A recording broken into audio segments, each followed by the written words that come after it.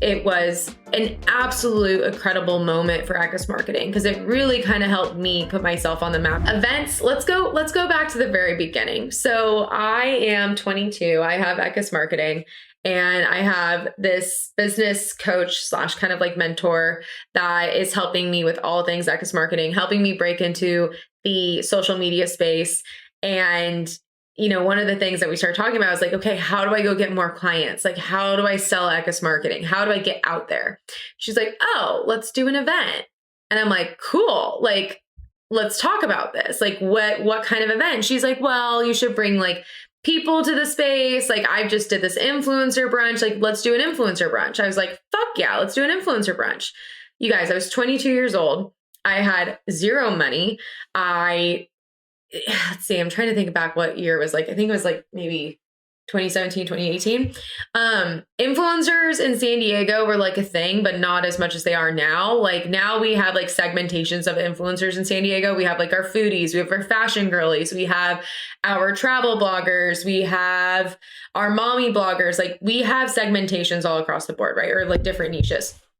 So I was like, cool. Like, I love this idea of an influencer brunch. Number one, I don't know any influencers. Number two, I don't have any money, like at all. So me and her started talking. We put together this game plan and we're like, okay, here's what's going to happen. You're going to go out and you're going to get a couple big names and say you're going to host a panel. Okay. You're going to have a couple big names in San Diego. You're going to host this panel. And then you're going to invite in all these influencers. You're going to get this huge list of influencers for this brunch. And then what you're going to do is you're going to approach a venue and be like, hey, look at all this awareness and traction I'm bringing you. Why don't you donate the space and, you know, I'll purchase the food, or we can do an in-kind gifting.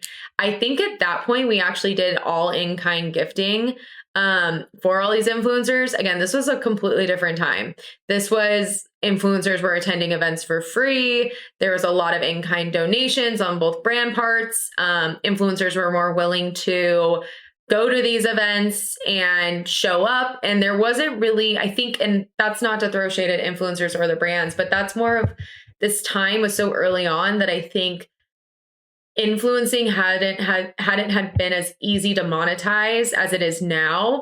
And creators still had to go above and beyond to create in order to justify their work being paid for. So I just want to air that out. This was a completely different time. And again, there's no shade. I believe every creator should be paid. If creators want to do things on trade, also think that's super sick because it helps brands out that, you know, are needing a little bit of boost and they want to work with them. But anyway, regardless, I was like, this is a great plan. Let's move forward with this plan. I can do this plan. So I start setting out, and I don't really remember who the first person was, but I started setting out and reaching out to all these people. In fact, on my episode with Scout, we actually talk about how she was like, you invited me to speak on your very first event. And I was like, yeah. And she had to go get married that weekend, so she wasn't there. But I asked Scout to be a panelist. I asked Laura Johnson from You and Yours Distillery. It's the first female owned distillery in San Diego. It's absolutely amazing. She makes an amazing vodka and gin. I asked Lena Harris, who opened up the first Soul Cycle in San Diego. We actually got to do a couple other events with them, and that was really phenomenal and really cool. I asked Geraldine Radura from Holy Matcha, Erica Stolman from Fashion Lush. I had a girl named Kelly, I think it was Kelly Cordero. She had a social media agency from LA. Forgive me if I'm kind of mixing that up. It was quite a long time ago. And then I had, and then we had Miss Lauren Everett Bostic from the Skinny Confidential. So we had a fabulous panel of people. And I was like, this is gonna work. Like, I got this, like, this is gonna happen.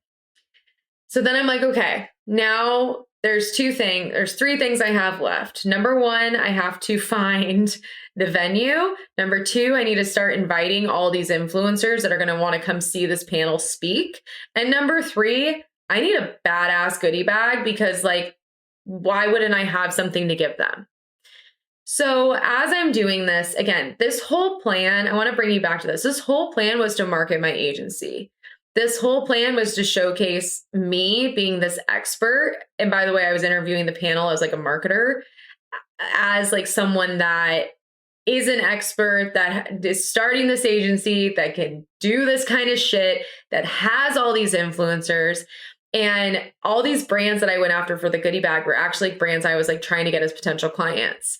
So I was trying to really sell myself and sell the agency. Like, I had all these influencers in my back pocket, and like, this is just like what I do on the reg.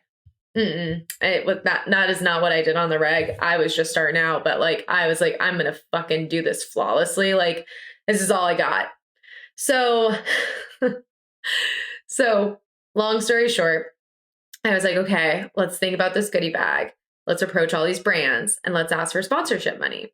So I was able to get a couple brands to donate, and I was also actually able to get a couple brands to sponsor the event, which was absolutely incredible.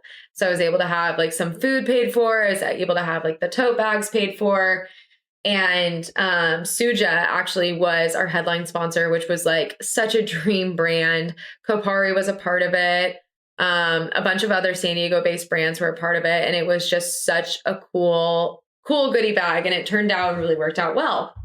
And I also started kind of putting that together, that brands needed, you know, after talking with a couple of these brands, they really actually were looking for exposure like this. Like, they were looking to get their products into these influencers' hands. They were looking to sample their product to all these key players in the San Diego area. Excuse me, I'm so sorry. I think it's the CBD drink.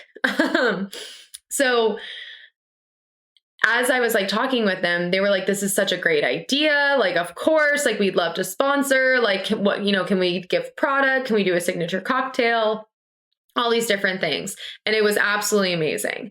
And it all started kind of clicking for me that these influencer events had value and had weight, but I hadn't quite seen the return just yet. And again, I had worked in influencer marketing in my past couple jobs, but the return was always very, at least from my experience, was very different. Like, when we brought like bloggers into different hotel properties, it was like they would do like a write-up for like SEO.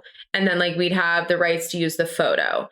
It wasn't like where you work with influencers now, where they endorse your product. You see a spike in following, you see a spike in sales. You're able to track those sales through discount codes, things like that. So this is a really interesting time for influencers, because it was very much so influencers were a thing, but they were still at this like conception point, you know, like it was still kind of getting traction. So from this point, I get all these goodie bags and I'm like, fuck yeah. Like, now it's time to invite the people. Like, we got this. So, and find the venue. It was twofold. I did them at the same time. So I start trying to track down a couple places. I had interns at the time. They were like knocking on doors, trying to find a venue that looked cool. And we ended up finding a partnership with Fruit Craft, which is a fruit-based wine distillery in Hillcrest. It was absolutely perfect. They immediately got on board. They were like, you're going to bring all these influencers in. Absolutely. We want to help you. I think they had just opened at that time too. So they were super down for it. And then from there, we had now our venue locked in, our panel, and all these gifting opportunities for all these influencers. So we started sending out all these invitations. We had, when I tell you, more people than I've ever had in an event. To this day, I think this event brought in the most amount of people. Like, I want to say we had close to like 100, maybe pushing 110, 20. I just remember walking into the event and it was shoulder to shoulder with everyone that I was walking in with. And these aren't just like people, like, yes, my friends and family came, but these were all people that had substantial following back then, and or were like a key opinion leader in San Diego. So like someone that was talking about like San Diego events, or someone that would go to all these events or go to all these PR things. So this was really interesting. So we started sending out invites, and like people just started coming in and coming in and coming in. All that to say, this event was a complete smash. It was the first one I ever did. So like, blame it on beginner's luck. And it actually got my name out there. I started talking to other brands. I had a lot of people that came up to me that either wanted to start working with me. I started developing all these relationships with all these San Diego influencers. And it was an absolute incredible moment for Equus marketing because it really kind of helped me put myself on the map, at least in this industry, the small and the city of San Diego and the small industry of San Diego influencers and brands that need help with social put me on the map.